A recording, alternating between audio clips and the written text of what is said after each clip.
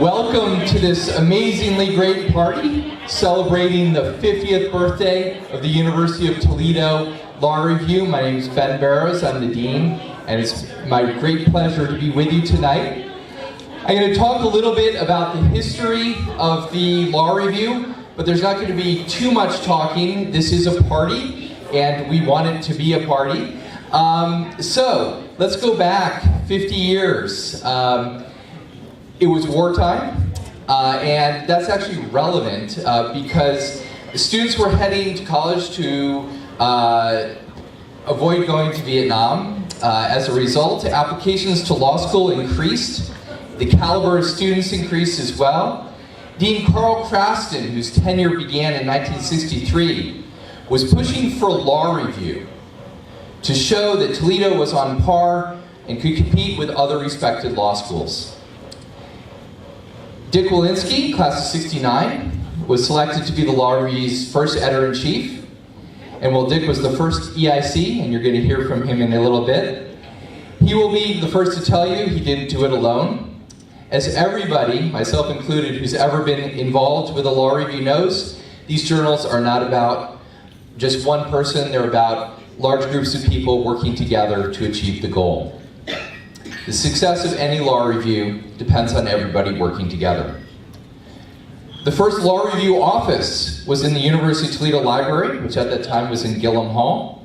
Faculty members Samuel Bleicher and James Johnson served as the first two faculty advisors. The role of the faculty advisors, though, then as now, was limited. In his preface to Volume 1, Dean Carl Craston placed the responsibility of the success or failure of the law review squarely on the students. Law reviews, he explained, were to be autonomous, an autonomy that rests almost entirely with the students. He went on to say that if the law review was, I quote, lacking in any substantial respect over a decent period of time, the answer is not to be found in rewriting by the faculty or meddling by the administration, but rather in a decent burial.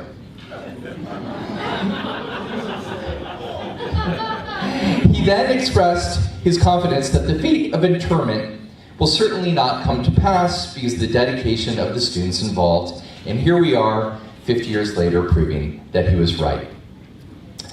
The original funding for the Law Review was provided by President William S. Carlson. Volume 4 was dedicated to President Carlson on the occasion of his retirement from the presidency.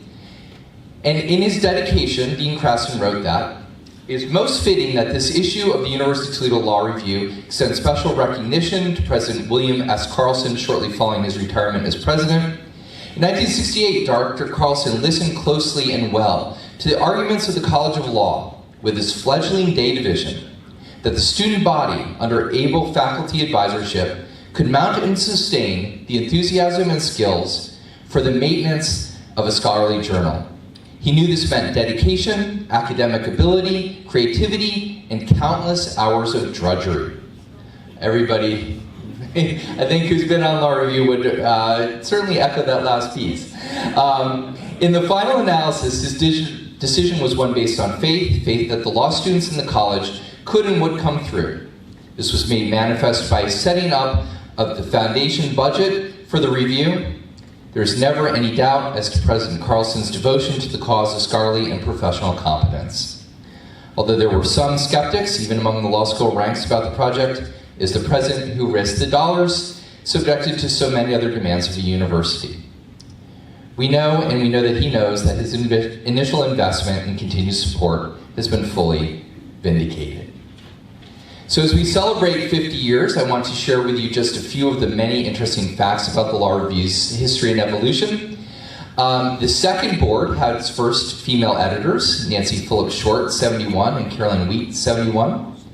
The brothers Neil Breslin, Michael Breslin, and Tom Breslin, 71, 72, and 73, all served as editors-in-chief.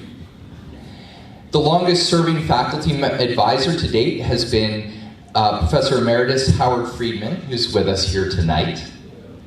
The first female editor-in-chief was Jackie Boney, 76. The fall '91 issue introduced a new size and updated cover, a sketch of University Hall in blue on a gray background. Board 50 recently created the position of technical editor to work directly with the publisher and manage the typesetting and copyright process. This new position was needed after the retirement of Peggy Erie, who supported the Law Review for, I believe it was 23 years. As of June 2019, the University of Toledo Law Review had 1,753 contributing authors, 39,913 pages, 216,170 citations, every one of which was diligently reviewed by multiple student staff members. 18 million words, 49 symposium topics, 15 leadership and legal education issues. While these facts are known, there are many things about the Law Review and its history that I'm sure we don't know. If there were any unique experiences that you had during your time in Law Review, we encourage you to share them with us. I can tell you that our students, many of whom are here tonight, recognize the tradition and importance of the Law Review.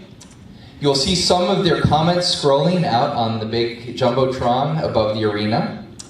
An event like this reminds them of the hard work, the grit, the effort, and the pipeline, the something bigger that they are now part of, and the people who helped build it.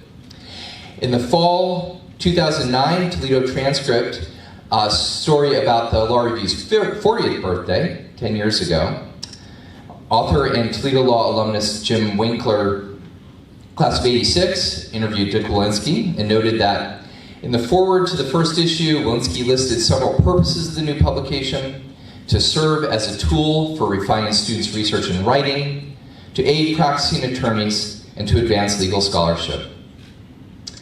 50 years and all these boards later, it's great to see the University of Toledo Law Review still accomplishing those goals.